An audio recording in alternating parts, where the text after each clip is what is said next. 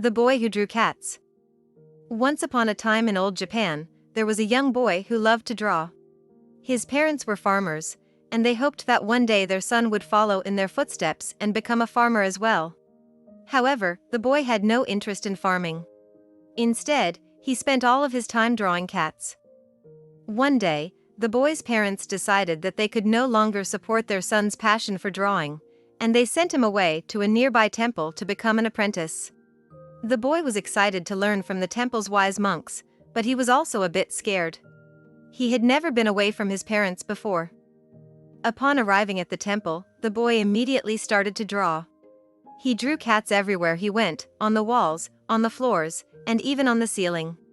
The other apprentices thought the boy was strange, but they left him alone because he seemed harmless. One day, the temple was visited by a giant rat. The rat was as big as a cat, and it had long, sharp teeth. All of the monks were scared, and they didn't know what to do.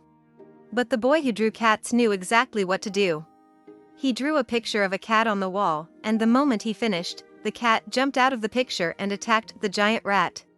The rat was no match for the cat, and it ran away in fear. From that day on, the boy who drew cats became famous throughout the land. People from all over came to see him, and they asked him to draw pictures to protect them from evil spirits and monsters. The boy lived the rest of his life as a famous artist, and he never had to work as a farmer like his parents wanted him to. The Monkey's Paw. Once upon a time, there was a family who lived in a small village in England. The family consisted of a husband, wife, and their son. One day, an old friend of the husband came to visit them. The friend had just returned from a trip to India, and he brought with him a strange object, a monkey's paw. The old friend explained that the monkey's paw had the power to grant 3 wishes to whoever possessed it. However, he warned the family that the wishes came with a terrible price. The family was skeptical but curious, and they decided to try out the monkey's paw. The son wished for a sum of money, and the family received the money the next day, but it was the result of their son's death in a workplace accident. The family was horrified and regretted their decision to use the monkey's paw. The father then wished for his son to come back to life. That night, they heard a knock on the door and rushed to open it, but no one was there. It was only when they looked outside that they saw their son's mangled body on the ground. He had been resurrected, but not in the way they had hoped. In their despair, the family used their final wish to undo everything that had happened, and the monkey's paw disappeared forever. The family learned a hard lesson about the consequences of trying to change fate, and they vowed never to use the monkey's paw again. Rip Van Winkle. Once upon a time in a small village in New York, there lived a man named Rip Van Winkle. Rip was a kind man who loved spending time in the great outdoors and telling stories to anyone who would listen. One day, Rip decided to go for a walk in the woods. While he was walking, he met a group of strange men who were carrying kegs of liquor.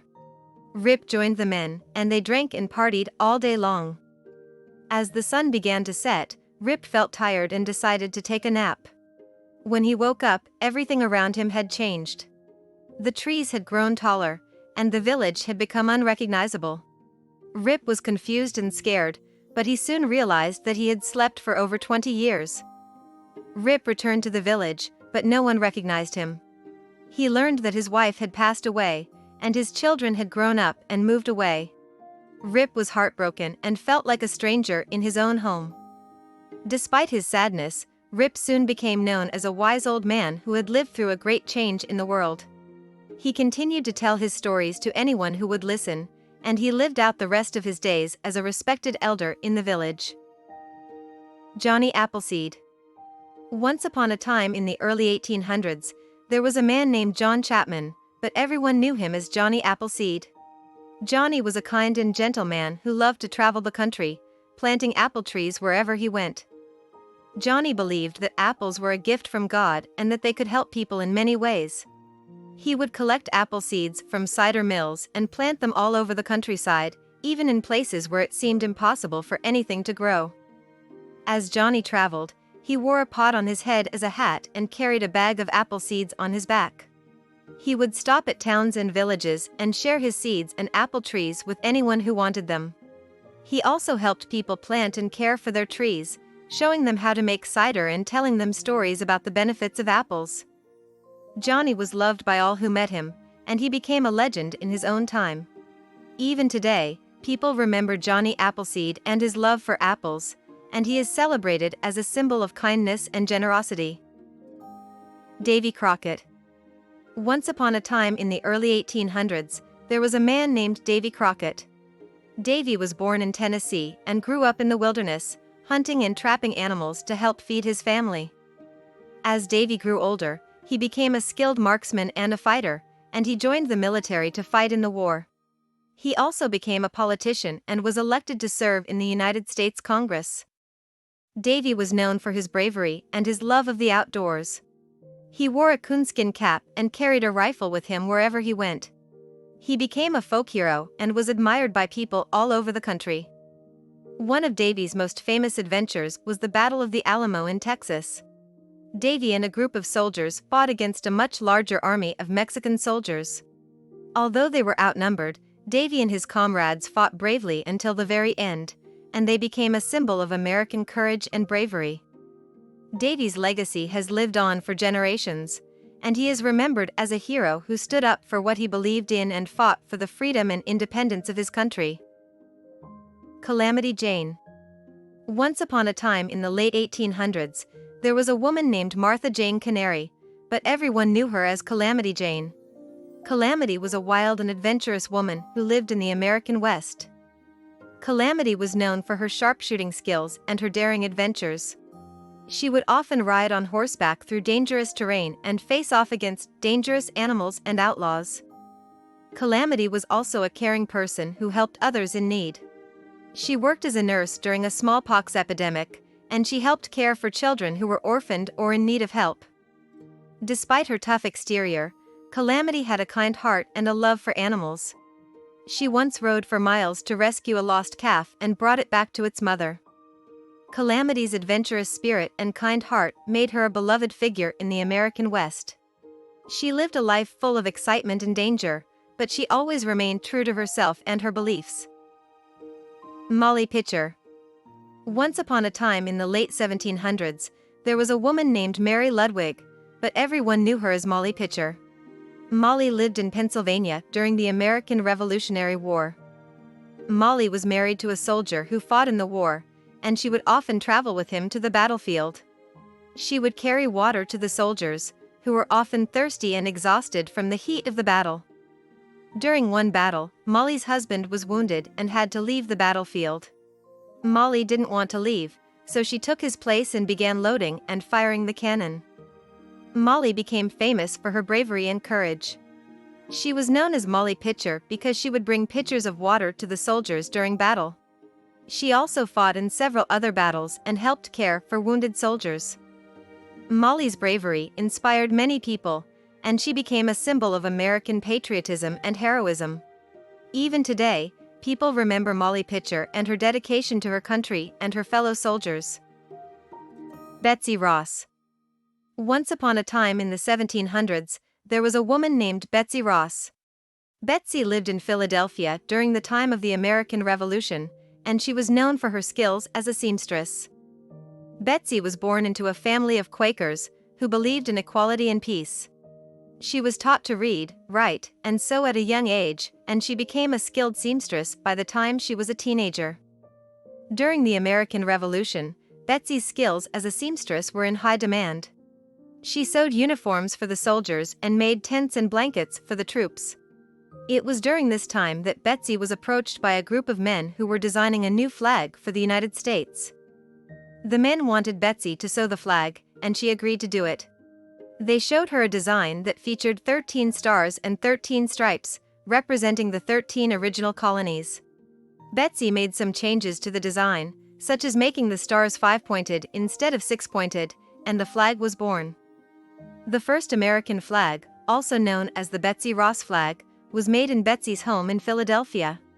It was raised over the city's Independence Hall on June 14, 1777, which is now celebrated as Flag Day in the United States. Betsy's contribution to the creation of the American flag has made her a beloved figure in American history. She is remembered for her skills as a seamstress, her bravery during the Revolution, and her dedication to the ideals of the United States. Although there is some debate about whether Betsy Ross actually sewed the first American flag, her story has become a part of American folklore, and she continues to inspire people today. John Smith and Pocahontas. Once upon a time in the early 1600s, there was a man named John Smith. John was a soldier and adventurer who traveled to the New World, which is now known as America, to start a new life. When John arrived in America, he met a group of Native Americans who lived in the area. One of these Native Americans was a young girl named Pocahontas. Pocahontas was the daughter of the chief of the tribe, and she was known for her kindness and bravery. John and Pocahontas became friends, and she showed him how to live off the land and hunt for food. They would often spend time together, exploring the woods and learning from each other. One day, John was captured by a rival tribe and was sentenced to death. Pocahontas heard about John's capture and knew she had to do something to save him. She snuck into the rival tribe's camp and convinced them to spare John's life. John was grateful to Pocahontas and saw her as a friend and ally. He wrote about her in his journals, and their friendship became known throughout the colonies. Years later, John returned to England, and Pocahontas came with him. While in England, Pocahontas became very sick and passed away. John was heartbroken and wrote about her in his book, The General History of Virginia, New England, and the Summer Isles. John's friendship with Pocahontas has become a part of American history and folklore. They showed that people from different cultures and backgrounds can come together and learn from each other. Pocahontas's bravery and kindness continue to inspire people today, and her story has been retold in books, movies, and songs. The Little Match Girl. Once upon a time, there was a little girl who lived in a small village with her family. It was a cold winter's night, and the snow was falling heavily. The little girl was selling matches, but nobody wanted to buy any, and she was very cold and hungry. As she walked through the streets, she saw the warm glow of the houses and shops and wished she could be inside with the families, celebrating Christmas. She huddled under a bridge to keep warm and lit a match to warm her hands. As the match burned, she saw a beautiful vision of a warm fireplace, and she felt momentarily warm and happy. She quickly lit another match and saw a feast of delicious food. But as soon as the match burned out, the vision disappeared, and she was left feeling cold and hungry again. The little girl continued to light the matches, each time seeing a beautiful vision that brought her comfort and joy. But eventually, she ran out of matches, and the vision stopped. Feeling very cold and alone, she curled up under the bridge and fell asleep. The next morning, passers-by found her, and they discovered that she had frozen to death. The story of the little match girl is a sad one, but it teaches us to be grateful for what we have and to be kind to those less fortunate. It reminds us that not everyone is lucky enough to have a warm and happy Christmas, and we should do what we can to help those in need. We should always remember the little match girl and her sad fate, and strive to make the world a better place for everyone.